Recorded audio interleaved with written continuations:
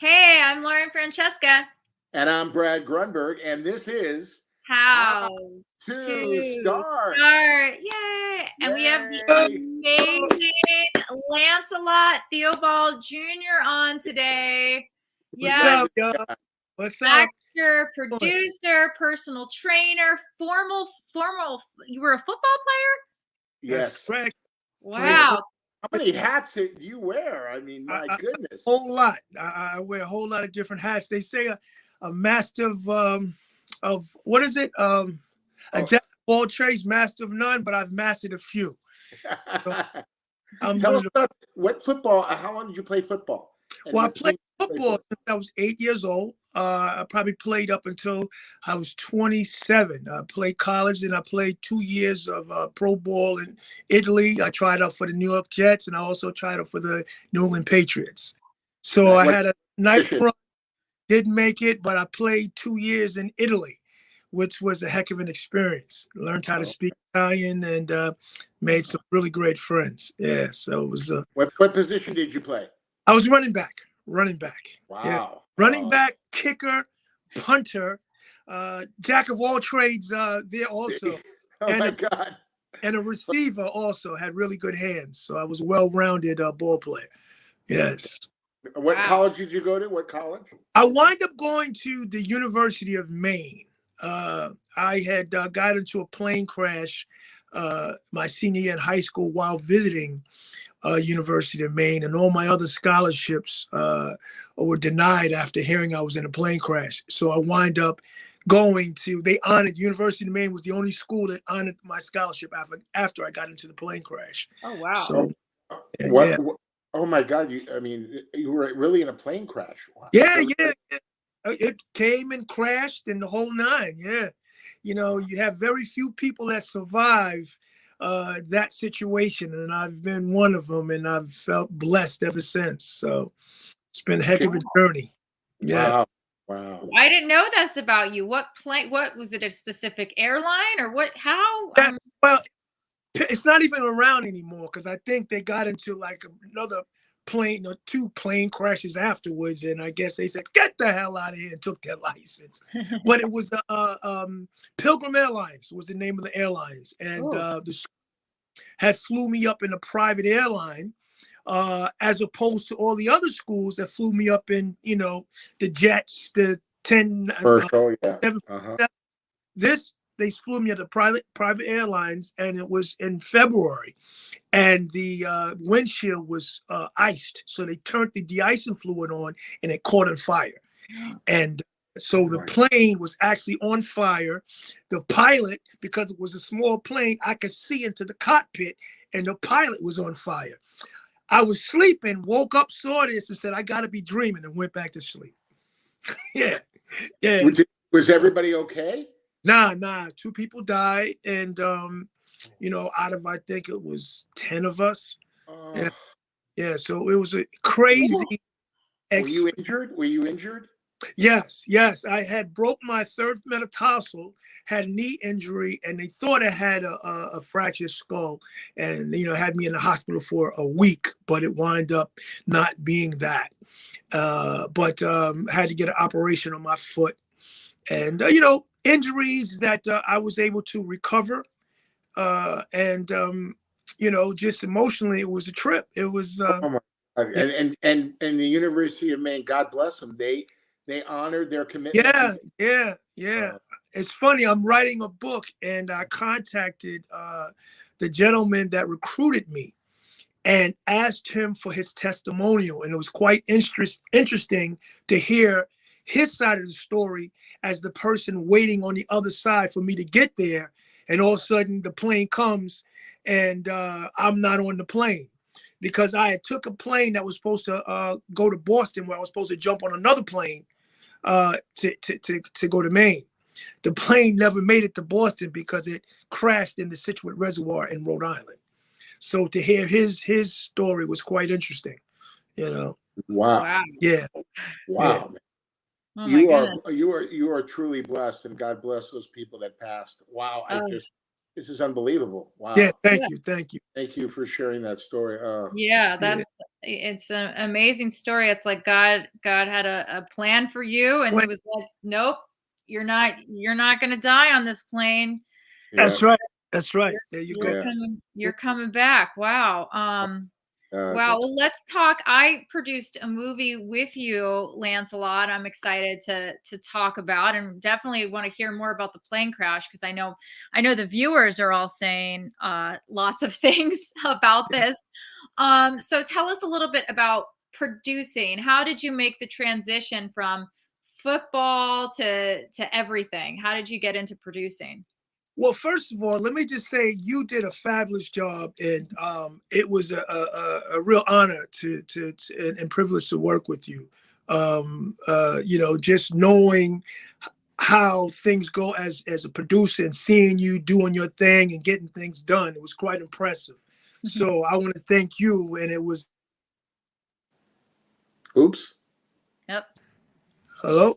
Yeah. Oh, there we go. There we go. Yes. Yeah. Oh. Wait. Oh, we can hear you now. Can you hear me? We hear you now. Yeah. Uh-oh. Well, let's check, everyone. We're talking to Lancelot Theobald, and he helped produce a movie with me called Eddie that is currently available now on demand. Lance, do you hear us? I can't. Can you hear us? Oh, no. All right. We've just been having some technical difficulties, so we're going to try this again. Lance, There we go. can you hear us? Oh, there we. Okay, I can hear. Okay, there we go. Can you hear me now? Amazing. I'm not sure what happened, but we're back, and that's what. Hey, you look good, man. You look good. Yeah. You look Thank great. you. Thank you. So what was the question? Fix this. So how did you get into producing after all this? There we go. Do you hear me now? There we go. How about now? Yes. How did you get into producing from football and everything? And like, what were the steps that brought you there? It's an interesting. I can't hear him. Because I was, I felt that I was this guy on this journey, and God was taking me on this journey. I met a guy in the street who wanted being a writer, and I was selling T-shirts at the time. And we got to talking, and he said he was writing a trilogy, and he was producing it, bringing it to LA. And met him on the street, and I felt that God was sending me to him, and I jumped aboard and started learning how to produce. So we got the play to LA twice. We raised money, learned how. Then I went and took a course on Broadway on how to produce plays, and then I went to school, back to school, and learned how marketing. So I did a bunch of things to learn, because I started as a producer first, and then liked acting, and then went to school to be an actor. You okay? Can you hear me? Yeah, I think Brad, can you hear us? Now I can hear you. Okay, good. I can hear you. So then you went to school for acting, right? Yes. But I can't hear Lance. Let's see. All right, let's try this again.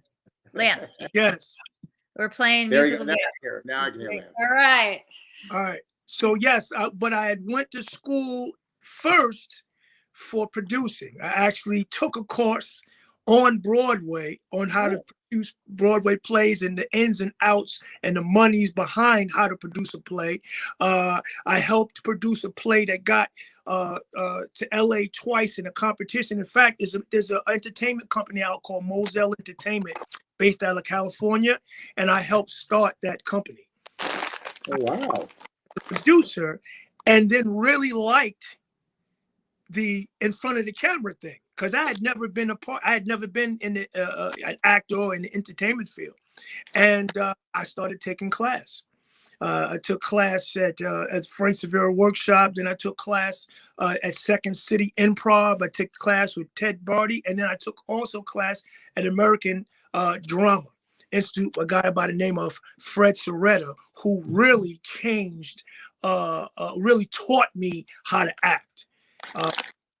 And I'm with him to this day. We've been together for 15 years. Just an incredible of information. He's from the old school, so I've learned a lot, and with the movie we did was first a play. So we actually produced the play for, I think, a year and a half. Then we opened it up at the American stage. We had a nice little run. And then from there, we got a backer that came and backed the movie. And that's how you and I met. You know what's interesting is you played football. You were on a stage there. And yes. Now you're in front of the camera on a stage. Yes. And that was your calling. It's interesting. Did you ever think you were going to be an actor? Not at all. But it's funny. Growing up, I was always, I was a football player, but I had this specific style about me. I wasn't the ordinary football player. You know what I mean? I hung out with nothing but girls. I wear leather pants and leather suits. I was always in the club. You know what I mean? And I had this pizzazz about me, but never knew what it was about. But then when I got exposed to it, I said, this is what I want. This is me.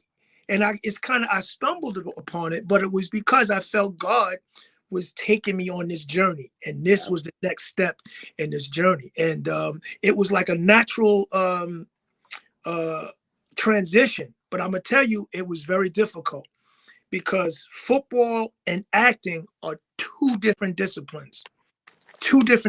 In football, when you're an athlete, it's about working hard and getting it right, doing whatever it takes. I don't mind rehearsing. I'll rehearse 24 hours a day because that's in my DNA. But it's not about getting it right as an actor. It's about being believable as a character. That's two different things. And no matter how hard you work, if you don't have the technique behind you, if you don't understand how to feel and how to put the emotions behind what you're saying, it doesn't matter how hard you work. So I don't want anybody to think that you could just play football and naturally make that transition into being an actor, because it took me years and a lot of work to get, and I'm still working. You and The Rock, right? You and The Rock played football, and you're both actors. Yeah. But I guarantee you, The Rock has been taking classes. And, studying. Oh, absolutely. Because trust me, him now and him years ago, there's two different people. Yeah, absolutely. Yeah, he's come a long way, and he would be the first to admit it too. Oh yeah. It's acting. Too many people think you could just look good and get on the screen and say words. It's so much more than that. Absolutely. You got to respect the craft, and you got to get with people that know the craft. That's the other thing, because you can work hard and be getting wrong information. And I'm here to tell you, this guy, Fred Soretta, is an incredible source of information. I love him because he's all about the art. And Fred is Warren's father. We can tell our audience. Yeah. Actually, it's all in the family. Huh? By the way, I've met Fred. He is a great guy. I love that guy. Yeah. He is a character. Yeah. He's a character. Yeah, for sure. Good man. Oh my God. And you were directed by him in the movie, Eddie? Directed by him, but also taught by him. So when you develop these characters, he's not just a director. He's asking me questions like, what's your pre-life? What do you feel about this? This is not something you get from regular directors, but it can be a pain in the ass sometimes, because he puts you, I just want to get out there and get on that stage and let's do it. And he's like, no, you figure out what your character is. What is his motivation? I'm like, damn, do I got to motivate everything? He's like, yeah. He's old school. Old school. Now, you also choreographed the movie. What was that like? And how did you worked with a lot of different dancers we had to cast last minute. How did you get it all together? Dancing is also in my DNA. More so than the acting was, because I was always a club dancer. And one of the things I did was, because I felt that God was guiding me, I actually am the first professional athlete to ever go back to school and study dance as an adult. Oh, wow. I do it as actors, but I'm the first. I went back to school as an adult and studied ballet, jazz, modern, African, and tap. Yep. And took class with kids that were 10, 11, sometimes 12 years old. And that's right. I think. Do you? Can you hear me? I hear you. Yes. Yeah. Yes. I think he's getting phone calls. Oh, you're getting phone calls? No, I can't hear you guys. Oh, we were on a roll too. Yeah. All right. Do you hear us now?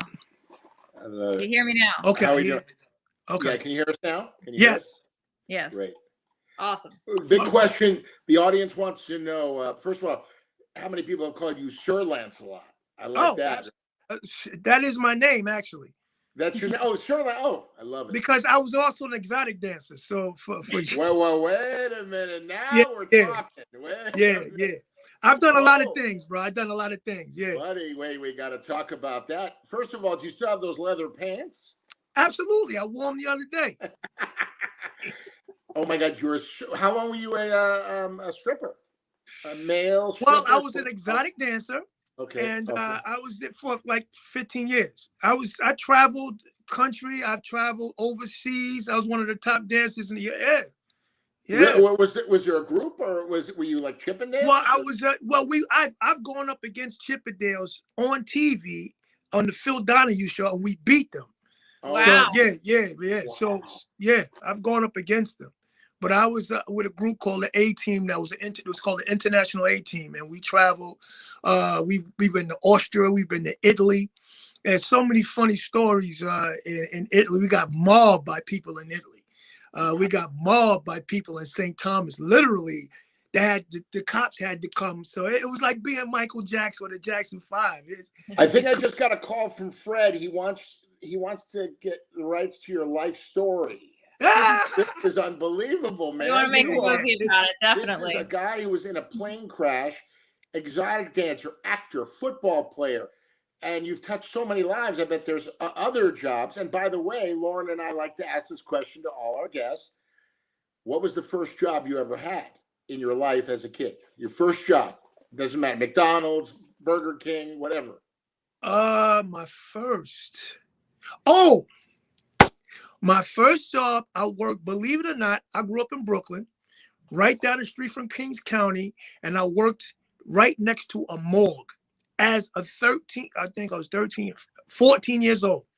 So I actually got a chance to see dead people, you know what I mean? Yeah.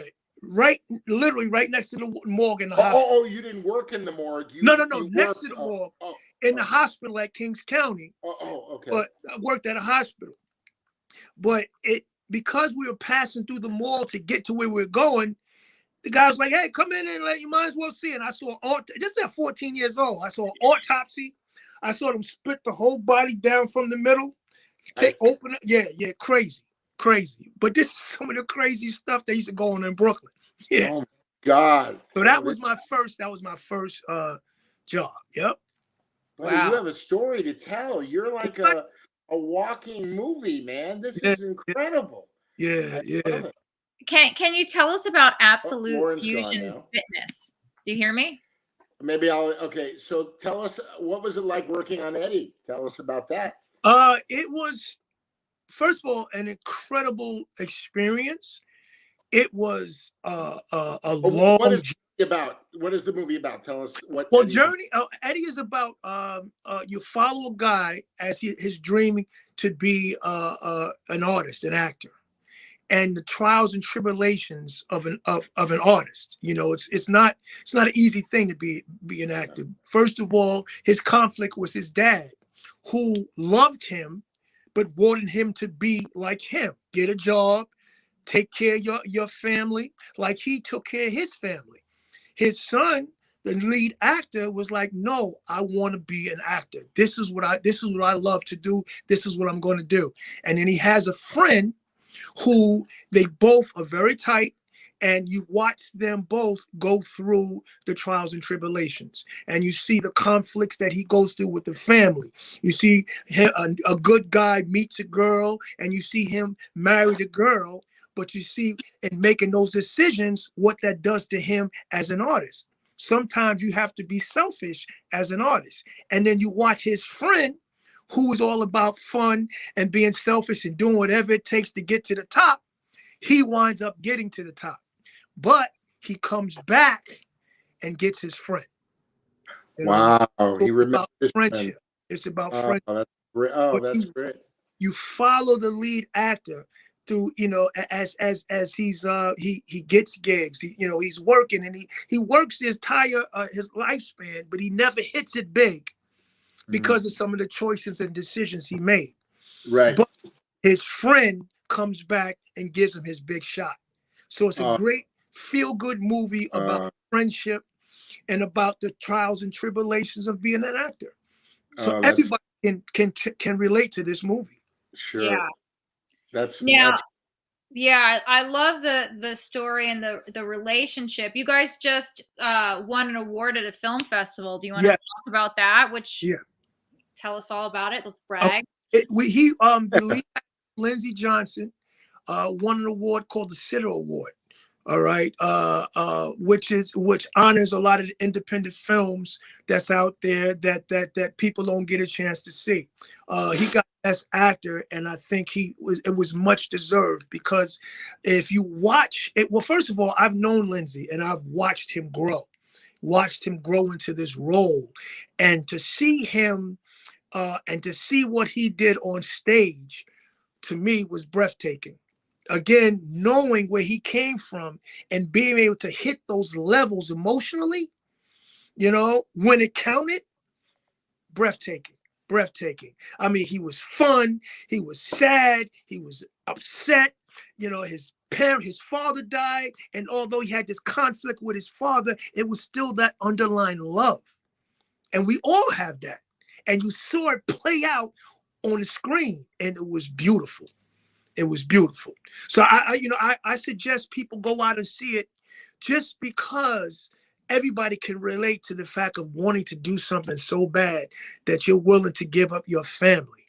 You know what I mean? Wanting to do something so bad that you move to California, you move to wherever you have to go to be what you want to be. You know what I mean? That's what it's all. That for me, that's what life is all about. You know what I mean? That's what I do. So the movie was basically about me, you, and everybody else that ever had a dream. You know what I'm saying? Yeah. Cool. You're a bad man, Sir Lancelot. I want to say that you got some bling on, man. I'm not messing with you. Buddy, you're already gone places. Oh, wait a look at this. Wow. Oh, there we go. Yeah. Bling, baby, bling. Oh, yeah, baby. Yeah. Brooklyn never falls too far from me. You know what I'm saying? I love the Brooklyn people. Oh, man. I'm telling you, I want to hang out with you. I'm going to hang out with you. I'm a lot of fun. I want to run with you. We got to do, the three of us got to be in some movie. Fred, get going, Fred. Come on, let's get a movie together, the three of us. Definitely. And Lance, you do fitness a lot. So you have your Instagram is Pure Fusion Fitness, or Absolute Fusion Fitness. That's something else that I've been doing for quite some time. I'm a licensed I was going to say therapist. I'm a licensed personal trainer. But I train individuals. I also train athletes. In fact, I just went to see one of my athletes last week. He's on full scholarship at Columbia University. Wow! And played against my alma mater, which is University of Maine. So I went and that's great. With both of them, and they beat Maine, and I was kind of happy. But so I do that, and I'm very proud. Been doing that for years, and the fitness thing is my thing. Sir Lancelot, let me ask you a question here. Can we add another job, another hat to the collection? How about motivational? I can't hear you. I said, how about, let's do it again. Here we go. Musical chairs. Can you hear us now? There we go. Yeah. Sir Lancelot, let me tell you something. I'd like to add another hat to the collection. Okay. How about motivational speaker? Wow, buddy. What do you think? Okay, now you're gonna laugh, but I've done similar. I was the keynote speaker at a graduation. I actually go around and I talk to different high schools and grammar schools. That was one of the things I felt that God wanted me to do. So I've gone to schools. Whoever's asked me to talk, I've talked. In fact, I talked at a charter school this September, to a charter school in the Bronx. And whoever, and I do it a lot of times for free, because I feel that is my calling, is to talk about how you can make these transitions, that you can be one thing and then turn around and be something else. And all it's about is 5 keys. You gotta love who you are and know who you are. You gotta educate yourself to whatever you're trying to do. You have to surround yourself around people that have done it before and that can help you out. You have to be willing to put the work in. And I don't care how much work it is, you got to be willing to sacrifice and put the work in. And the 5th and most important rule is you got to believe. You got to believe to achieve. You know what I mean? So motivational speaker, philanthropist, I do all of that because it's about the people. You know what I'm saying? And for me, touching lives. Yeah. There you go. There you go. And if you can't touch lives and you just out here making money and doing, to me, you're not living. Exactly. You're not living. So I'm with you. I agree. Yeah, Lance, you really do take care of yourself. Any advice? I can't hear you, Lauren. Oh, Lance, you hear me now? Yeah. Can you hear me? Right. Yes. So you really take care of yourself. You can't hear him? You can't Hello? hear him? Can you hear me? Hello? Hello? Again. All right. Do we all hear each other now? Yeah, we good. All right. I can hear you, but I can't hear Lauren. But that's you can't hear me now? All right. Hello. We'll try it again, Lance. You hear me now? Oh, yeah. I can hear both of you, yes. So Lance, you really do take care of yourself. Yes. What are some tips for people? Because I know it's really hard. I was thinking about this the other day with some of my roommates. What are some good ways to really kind of like be more conscious? Like, do you eat healthy? Do you have a sleep regimen? What are some of your things? Because I feel like football and training at a young age really helps kind of develop you, so that you take care of yourself. So what are some of the things or habits that you have? I say once you get older, it's a combination of training and working out, eating right, and sleeping. 2 of which I have a hard time doing. Sleeping, is very difficult. I try as you get older. I can't hear Lance, but that's okay. Oh. Yeah, I want to hear what he has to say. Yeah. Let's try this Lance? again. Okay. So no, it's hear him. A combination of 3 things. We got to get a new platform, Lauren. I don't think it's the platform. Do you hear him now? Oh, wait. Lance? Yo. There we go. I can hear you now. We'll ask that question again. What do you do to keep fit? What do you do in your life to look like you, man? You're like an Adonis. You're a Sir Lancelot, my man. So I would say that it's a combination of 3 things. You have to work out. All right, but I don't think that's even the most important thing. I think the most important thing is that you have to eat right and you have to sleep. Now, the sleep part, I just can't get. I don't, a lot of times because I'm an artist, my mind is constantly working, and you know what I mean. It's hard for me to sleep. The eating right has become more difficult now as I've gotten older. Like, you couldn't get me off my diet at all a few years ago.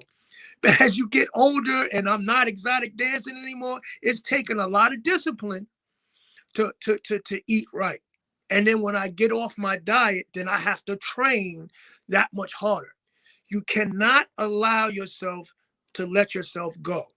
And I tell you what happens is, and this goes for everybody, once you get older, the things that you did as a youngster, you cannot do anymore. It doesn't work. So you have to begin to shift as your body shifts. And what happens is people can't do that. They continue to do what they did when they were younger, and then they start gaining weight, and they figure this is a part of life. This is going to happen because I'm getting older. Hell no. You're gaining weight because your body's changing, but you're not changing with it. You know what I mean? So the excuse, I'm getting older, that's not an excuse. You know what I mean? You have to buckle down and you have to change your diet. It's about lifestyle. You know what I mean? And when you see that things are not working, then you have to figure out what does work. And it's a constant balance between eating correctly, working out, doing your cardio, and sleeping. I'm not what they call the people that eat, the dietitian. So I can't go around giving out. That's one of the first things they teach you as a trainer. Do not give out advice if you're not a professional at it. But I will say that it's about finding a lifestyle change. It's not about, to me, these drastic diets are great, but they only are diets, meaning they're temporary. When you diet like that, you wind up a lot of times gaining the weight back and even more. But if you can change your lifestyle and have a specific way that you eat all the time, and I'm not talking about giving up everything, you just shrink the portions. You don't eat the whole bag of potato chips. You don't eat the whole bag of Oreos. You know what I'm saying? You eat a handful of carbs as opposed to this big giant plate. I had to stop going to my place, Bocce's. I love this place, but the food is so abundant. And I mean, I get this chicken friccacheese or whatever it is, and it's so much pasta that I had to stop going because I was gaining 5 pounds every time. But that was a decision I had to make. Wow. Pasta will put weight on you. You know what I'm saying? So can you take your glasses off for a second? Damn! Look at that. Denzel, move over, buddy. Hey. Oh, you're the man, buddy. Now I know why you were exotic. You're a handsome guy, buddy. You're handsome. Well, thank you. Yeah. Oh my God. Yeah. So yeah. Oh my God. This guy is unbelievable. I love this guy, Lauren. So many stories. We could talk to you. We could definitely talk to you for hours. So I definitely want to have you come back on. But if anyone wants to follow you, Lance, where should they go and follow you? And like, what area? What are you doing? What's next? Okay, so right now this is the 6th episode. Episode 9, I'm going to be on The Last OG, which is on TBS. Oh, that's a great show. Yeah. Oh, great. That's cool. Also, I'm working on a trilogy with Angela Rostick, and we've been working on it this pandemic. So it's 3 one-act plays about relationships, and it's really, as an artist, it's really stretching my instrument because I'm playing a drug addict in one. I'm playing another one acts.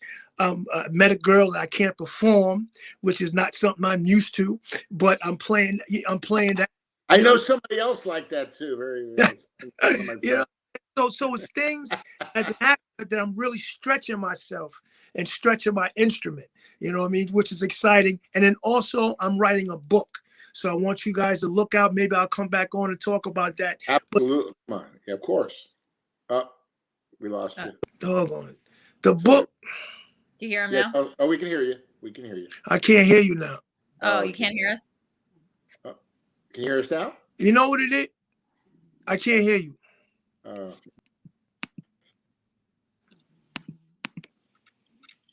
Do you hear us now? Yes. Come back.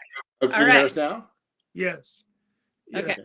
So the book is called the 5 Keys to Reinvent. Well, first, the actual book is called They Haven't Made a Hatchet That Can Chop Down a Dream. And underneath that are the 5 keys to reinvention. I love that. You follow, it's 10 chapters, and you follow my journey. And each chapter goes back to those 5 keys of how I was able to accomplish this part of my life when I followed these keys. Now, I didn't even know at first that I was even following these keys. But as you go back, it was the same thing I was doing to reinvent myself each time. I was using this formula in order to do what I did. And what I'm trying to do is teach whoever is willing to learn that you could do anything in life you want. And you can make a shift in life at any time. All you got to do is do these 5 keys. Oh. That's great. Oh, I got to read the book. I'm Lauren, excited. do you have any questions from our audience? Yeah, guys, if you have any questions, also, if you want to see Lance and Eddie, it's all over iTunes, Amazon Prime, Right. all this Fandango, Amazon Prime, Fandango, Google Play. Oh God, shoot! I used to have them down packed. I know. Yeah, I'm gonna watch Eddie. yeah, it's on all Now, the streaming we'd services. like for you to, if you can, and you have Amazon Prime, watch it on Amazon Prime and then rate it. Yeah. And we Okay. need you to rate it and rate it a 5. You know what I mean? 5 things, 5. I like that. I like that. Because we are actually, and I'm very proud to say, we are also overseas. So we're not just national, we're international. So we want to continue to have people watch it so that that we get more visibility, you know, and then we're looking to bring this back to the stage and put it on Broadway. So that is our utmost goal, is to get the visibility and bring it back to the stage. So Definitely. go out and check it out. Go out and check it out. Yeah. Charles Humphrey Definitely. said, Eddie is so good. You've got to watch it. Thank you, Charles. Appreciate it. Charles Humphrey. We love Charles. Charles. Lois Simon said, can you tap dance? What? Now, you know, it's funny. That's my passion. If I was to say I have a passion, it would be tap dance. And it's funny because I didn't even want to tap dance at first. You know, the guy that gave me, I went back to school, long story short, I went to Bernice Johnson, which is a very famous dance school in Queens. They gave me a full scholarship to as I mentioned before. And I used to take tap class on Saturdays, and I didn't want to take tap. And Tony Marlborough said to me, he said, listen, this is going to be the thing that separates you from everybody else. This is going to be the thing that makes you special. And I'm like, yeah. And then finally came up to me about 4 months in and said, listen, I'm going to take your scholarship if you don't take tap. I took one class and fell in love. Wow. And ever since then, that has been my path. I'm talking about the fire and desire. You know, a lot of times, and especially in the beginning, I used to drive my family crazy because all day I'd be paradiddling and figuring out. And the thing I had was I was able to create rhythms in my head. You know what I mean? So I'd come up with these rhythms, and I thought everybody could do that. And then one person said, Lance, you've got this brilliant talent. I mean, what do you mean? I said, all you got to do is just do this. He says, no, you can't. Nobody can. I can tap dance, but I can't create rhythms like that. And then I realized that God gave me this talent. And I've been firing and on it ever since. I was tap dancing earlier today. That is my passion. That is so. Yes, I can tap dance, Lois Simon. Yes. Well, Lance, this has been such a treat. We're going to have you back on the show. Thank you so much for spending time with us. We learned so much about life and touching lives. You've touched my life and Lauren's life today. Thank you, buddy. God bless you and your family. We'll see you soon. Go see Eddie, everybody. Yes, go see Eddie. Follow Lance. We'll see you next time. I'm Brad Grunberg. Lance everywhere. This is How to Start. Yo, guys, Lauren, appreciate y'all. Brad, my man. Thank you, sir. Yes, indeed. We're going to party, you and me, baby. That's right. We're going to party like it's 1999. That's it. That's what I want to hear. And you're going to teach me to tap dance. That's right. That's right. Not a problem. All right, guys. Take care of yourself. All right, Thank you all. Thank you, Lance. Got it. Watch Eddie.